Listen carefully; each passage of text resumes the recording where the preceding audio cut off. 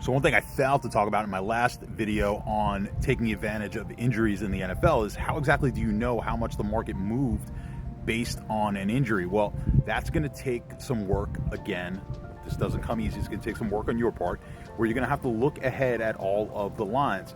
And then lines are obviously going to move as the week goes on in the NFL, but you're going to want to find out when an injury was announced and then look at the market, look at the history of the price change in the market. Now, we've got that data on the Sharp app, so if you have the Sharp app, you go into the Game Center and be able to look at the line move and see the exact time when the line started to move. If it's really close to when that injury news was announced, of course, that's going to be a good indication that the market moved because of that injury. Now, oftentimes you'll have a situation where they know there's a question on whether or not a person, let's say the quarterback, there's a question as to whether or not they're going to play or not.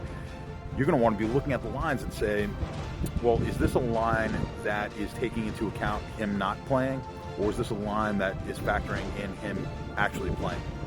The only way you're going to know that is you have to have some reference before the injury or the thought of that player not playing was made relevant. So if you could go back in time, you have to always be looking at the look-ahead lines and look-ahead market. So here we are in Week 16 of the NFL. You need to know what the Week 17 look-ahead lines are, because that's taking into account all the players that are playing in Week 16, possibly someone maybe expected to come back in Week 17, but you need to have all of that information.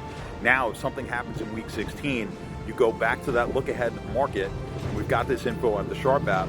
You go back to the look-ahead market, and you see exactly how the line has moved. So if a quarterback gets hurt this weekend, and you see the line move 5 points, well, then we can assume that the market is giving a value of 5 points to that quarterback over their backup quarterback.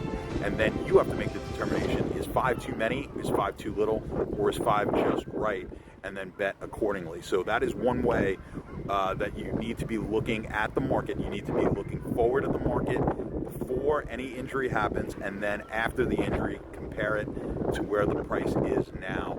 And that's going to help you determine what the market thinks the value on that player is, as opposed to what your value is on that player.